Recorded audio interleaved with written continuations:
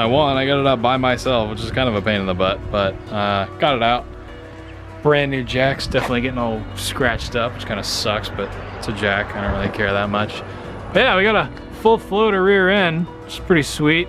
It's completely isolated. So now we get to see what I got to work with. So basically, the hardest part of this entire thing is right around here. So this is where a C-notch would be. I'm gonna leave this bump stop here purposely until I finish this so I know exactly where to cut. Because essentially, the rear end would go right in between these two holes here. You'll see there's a notch here and there's a notch here. And those are pretty much the indicators of where your axle will be. So I'll use these two holes as kind of a guide marker as where I would cut my notch. So the passenger side is very easy to do because you would pretty much just tack weld the pipe. Well, if you have a plasma cutter, you can tack weld a half cut pipe and then just template and buzz it out real quick. Super, super easy, or even with a torch. I don't have any of that crap because I'm poor and have a terrible tool game, so I have to do this with a grinder. So I'm gonna show you guys how to do it pretty much the most bare minimum way you'll ever do it. Other side, however, is quite a pain because if you look over there, you'll notice right where the C-notch is supposed to be, we pretty much have a brake line, the metal to soft line kind of mount right there. And then we also have a couple of wires and stuff going through there. The passenger frame rail is completely hollow. This one we kind of have to work with a little bit. And you can also see the metal kind of folds down right over here. It's just a lot of stuff going on that we kind of have to work with. So it should be generically easy. It's kind of just application and how you do it. And you can see I have the wheel kind of mocked up there. We'll go over there in a second and check out how this thing looks. But I'll show you the materials I got and what we're actually gonna do right here.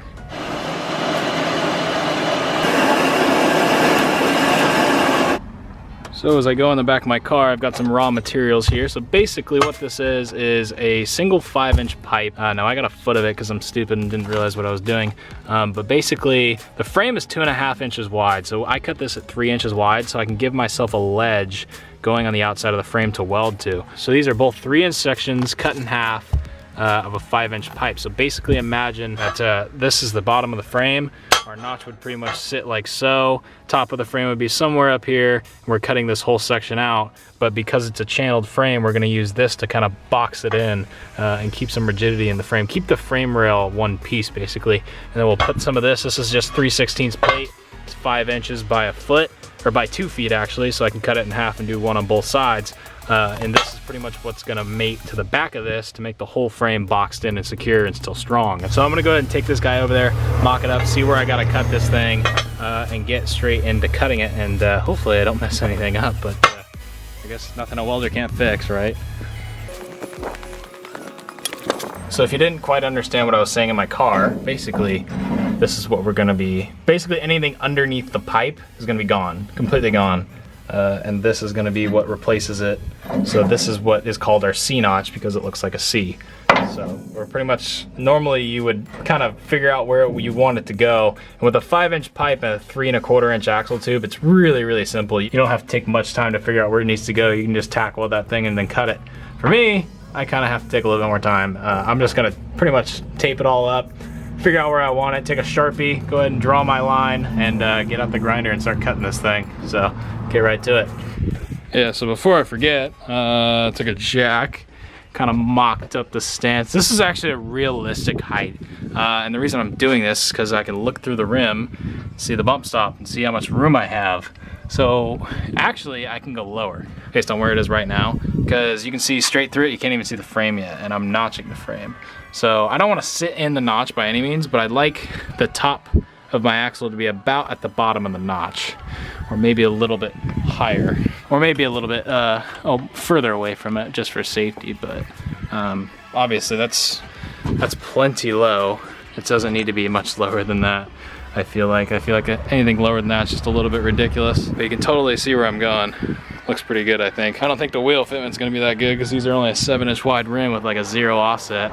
But I definitely like that. It looks really good. I'm gonna go ahead and get the wheels on the axle so I can move it around a little easier. This thing's like impossible to move by myself, but I'm gonna get the whole thing done, hopefully. All right, so as you can see, I've got my template cut out from the pipe.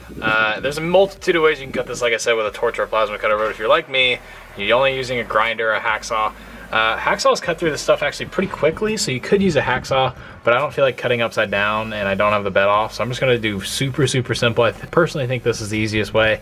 I'm just gonna take a 4-inch cutoff wheel, 4.5, whatever you got, and I'll do a section of just vertical cuts all the way up and just get as close to this line as I can. Keep going, and then cut down the side here and cut down the side here, and then I'll punch them out with a hammer, and then the access I'll take a flap disc and clean. So that's kind of how I'm going to do this, and I can't really film it too well with this camera because I don't want to destroy the camera with the sparks or the noise. So I'm going to set the camera off in the distance, kind of zoom in, and hopefully this comes out all right.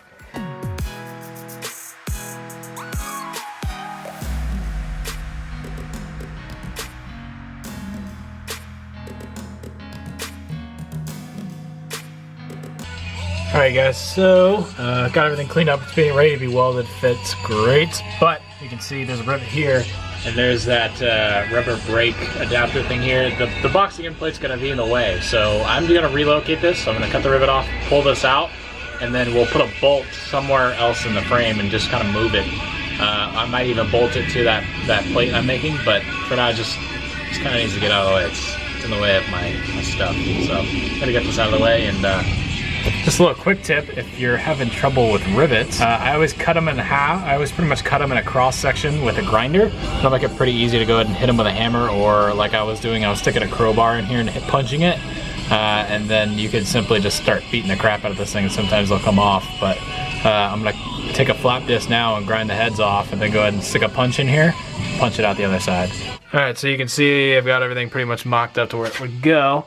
Magnets are holding it in place. I'm gonna try to get one more, but you can see I left, it's kind of hard to see, but I left a little ledge, so it's not flush with the frame. It kind of sits out a little bit purposely, so we can weld to it.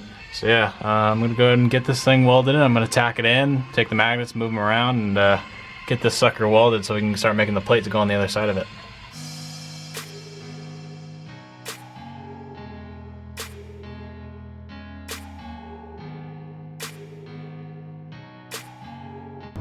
Alright, I just welded it, and sorry the welds don't look great. The welder is physically not strong enough, so I'm trying my best. You can see I got it to lay a little bit in some spots, but at the end of the day it'll hold. It's really what it's for. I mean, this is thick metal. This is the welder turned all the way up as high as I can go on a Lincoln 140, so I think I did a decent job on it. So got my welding settings figured out to where I'll do the next side, and then when you put the plate on the back side, this will be plenty strong. I'm not worried about it.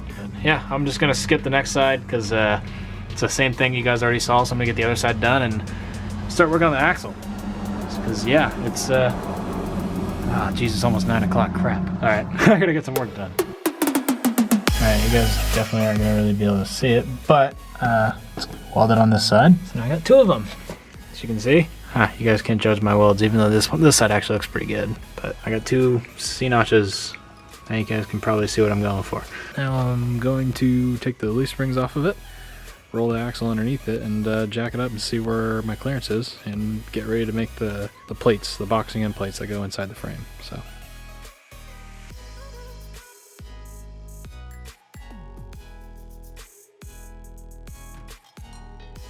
Alright, so the next thing on the list is to actually make the box end kind of section on the back, or box and plate the back of the frame. So I went ahead and just kind of put this up against the inside of the frame, traced out where I would be. There's a couple marks on this side where I need to shave down.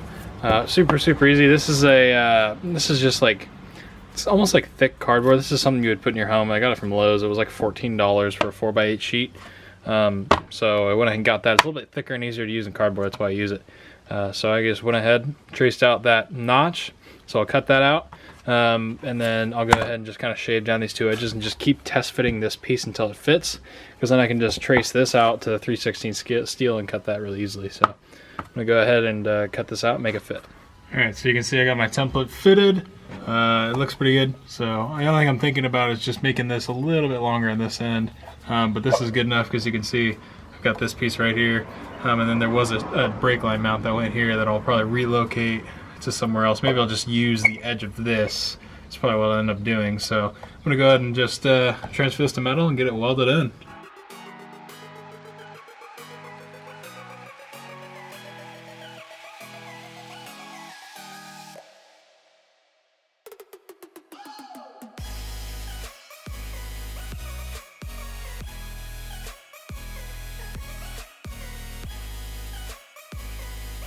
Alright, so we've got our plate pretty much mocked up, ready to be welded in. So I'm going to do the same thing on the other side to fit them, and then I'm going to weld it in.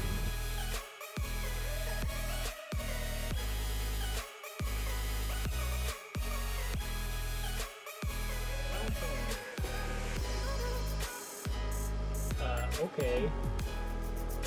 Box is welded. Don't judge my welds. I know they suck. It's gonna hold still. That couple spots didn't like to penetrate because the frame's really rusty, but you can see it'll work. And this is still definitely stronger than it was. You see the one behind me, same thing. It'll work for what I'm trying to go for. Alright, so one thing that I'm gonna do before the rear end goes back in is change the gears in it. It's got 350 open, that's why I got one tire fire. But I have a set of 409 track locks out of another F100, so I'm gonna go get those. And as you can see, this thing is completely dirty, nasty, really gross. And if you go to the back, you can see it's even starting to leak. So I'm just gonna change this thing completely with this guy. This is my other rear end. You can see this one's a little bit nicer. But I don't know if you guys will be able to read it. 4L09. This is a track lock diff. This is out of a 4x4 short bed. This is out of Travis's truck. I traded him a couple parts for it. What I read about it was the 409, it's a 409 because the front end was a 410, so it was biased to the front so it crawled better or something like that. And I should be able to get scooting pretty good with this gear. Hot pepper.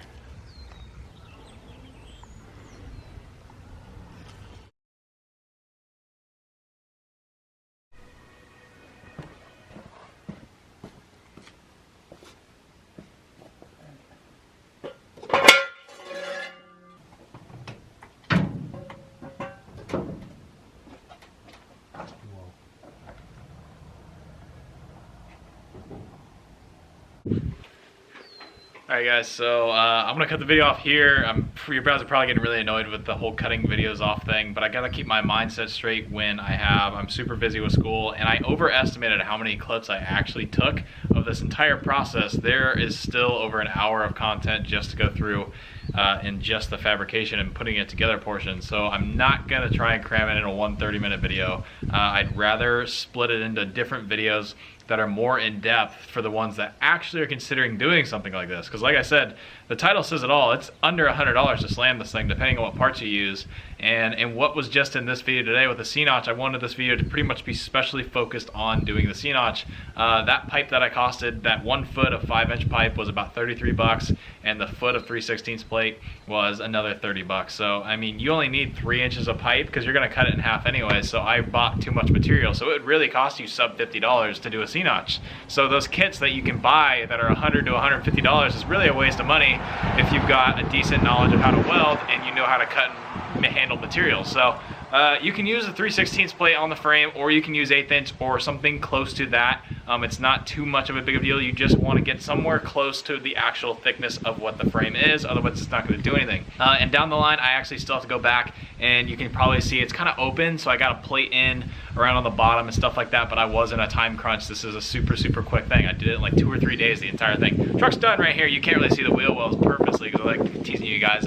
But if you do follow my Instagram at @thecraig909, I have pictures of this thing already done, so you can go check it out there. But with that being said, I got uploads ready for this entire week, so you guys will have videos coming up soon. I'm hoping in the next couple of uploads that this one will be done, that entire build series will be done, and I just still got to go through all the clips that I got because I got so many. I don't want to skip anything for those that are actually looking to do this because it is a lot of work, and I want to make sure you guys are doing it right, actually spending the money where you need to rather than where you want to. So with that being said, guys, thank you so much for watching. If you did watch through the entire video, go ahead and give it a like if you did enjoy. That would really mean a lot to me. I put a ton of work into this truck in that 3-day segment that you guys haven't even seen the whole thing yet. The next upcoming videos, we're doing an entire 410 locker setup in the back, changing the gear ratio, fitting it, figuring out that it doesn't fit in the housing, cutting and fitting the housing, cutting and shortening a drive shaft ourselves. So much cool stuff, putting the truck on the ground and test driving it. Our test drive was driving an hour to good guys, so it's a lot of fun stuff coming up in the next couple of videos, and I can't wait for you guys to see it. So with that being said, I'll see you guys in the next video. Bye guys.